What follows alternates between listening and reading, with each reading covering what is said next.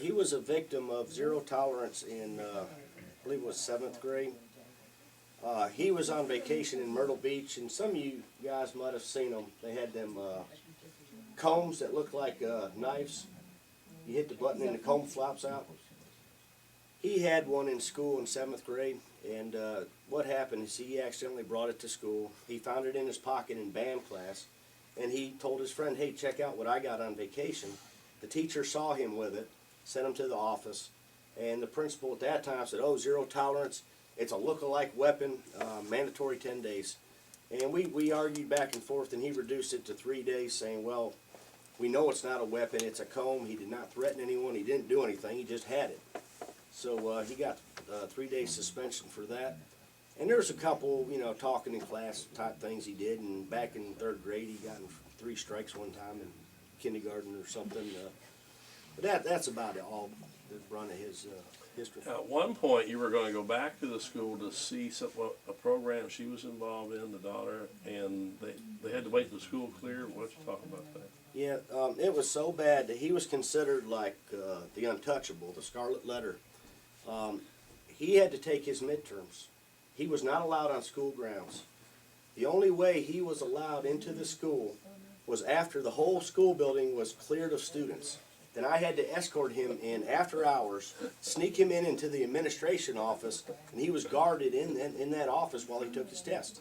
He was that much of a danger to the students that they had to clear the building before he was allowed in. You know, my daughter goes to the same school. He's not allowed on school grounds. He can't go to see his daughter perform. She plays in orchestra and other things. He can't go to a football game. He can't go. You know, it's difficult. You know, I told him we had to go to the school one time. Son, you have to stay home. You're not allowed on school grounds, and I don't want to see you get arrested. It's just been crazy. So that's the ramifications of zero tolerance that they enforce very vigorously in most schools. Maybe you were victims of it, or you saw it in your high school operate. It's can be quite arbitrary, as you can see.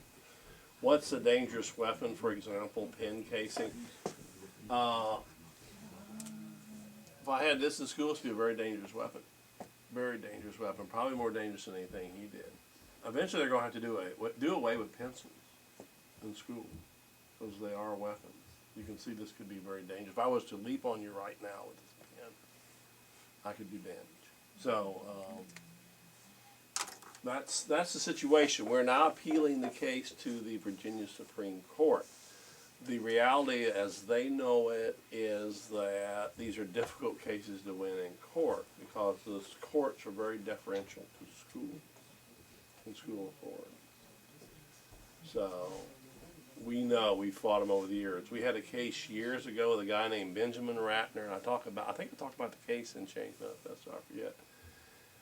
Another honor student, he had a friend who was a girl, and she had some suicidal tendencies. And so one day she brought a knife to school. It was really just to cut something in her lunchbox. Well, he became alarmed because she had told school officials before that she had this problem, but he didn't think they were addressing it, and they didn't seem to be addressing it. So he took the knife away from her, took it to his locker and put it in his locker. He was going to take it home to his mom that night to give back to the family so they would know this had occurred.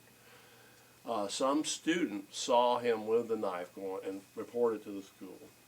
And the school officials trusted him so much that they sent him to the locker by himself to get the knife and bring it to him, which he did. He was thrown out for a year, I think, and a half for that. The school board actually commended him for what he did because he could have saved her life, but they upheld the thing. We fought that in the courts and did not win it. So, good kid. With the positive thing out of it, he said, last time I talked to him, he's going to go to law school. So, fight these things and change it. This man wanted to go to the Naval Academy, but that's probably an impossibility now. That's another thing with these cases is the records forever if we can't get it expunged. And that's one of the things we really fight to do, expunged or lessen. Criminal charges, those kind of things. For these kind of actions. I mean, you can end up having a record the same as a cocaine dealer in many ways, and restricted the same way. Getting a passport, those kind of things become more difficult because you're considered dangerous in this society. So, anything else to add before we have questions?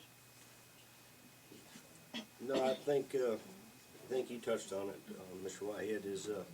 He was an honor student. I mean, he was getting ABs, and he loved JROTC. You know, his goal since 7th grade was he wanted to be an officer in the military. And he looked so forward for 2 years to getting into that ROTC program. That was his goal, and he got there. He participated, like Mr. Whitehead said. He was in color guards. He was in what they call the Raiders. It's a competitive, they run obstacle courses and do other things. 2-3 nights a week he was given, committed to that ROTC program. And, it's just, the whole door's shut. Even if he goes back to school next year, because he missed his whole first year ROTC, it's done forever. This whole goal that he had for 2 years, looking forward to and working towards, all in middle school, is just, they shut the whole door on it. So not only was it the punishments they delivered, but they've affected his future for the rest of his life by one simple, Spitwad incident. So, but we're faithful that all will come to a good conclusion, and my son's handled it really well, and I'm proud of him for how he's handled this whole case. Any questions, comments? I'm sure somebody's got a question.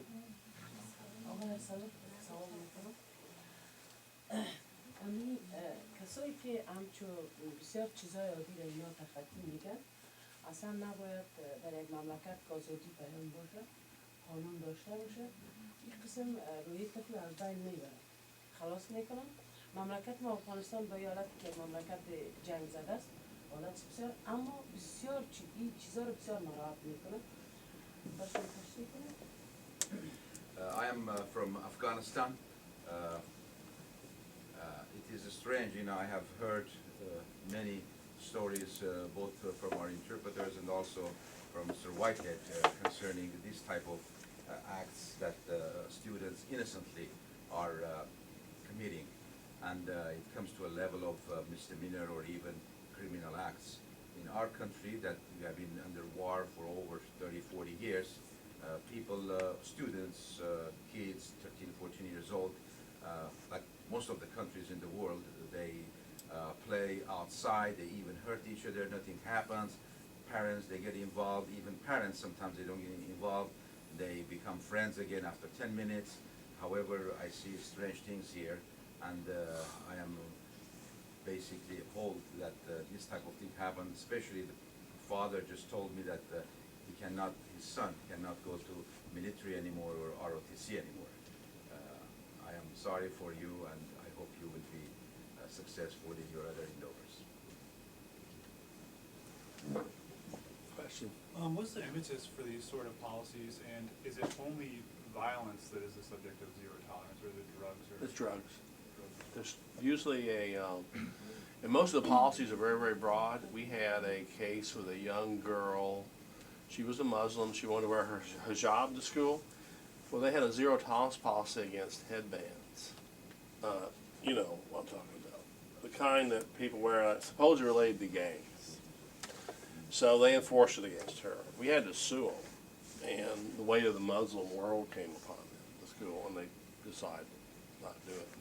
But, yeah, they were forbidding her to wear they're so broad.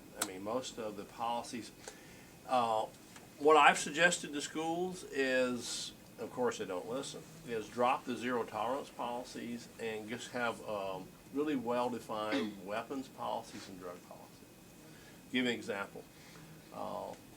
In this state, if you have a look-alike substance in the school, a look-alike drug substance, it's the same as having the drug. We had a case about a month and a half ago.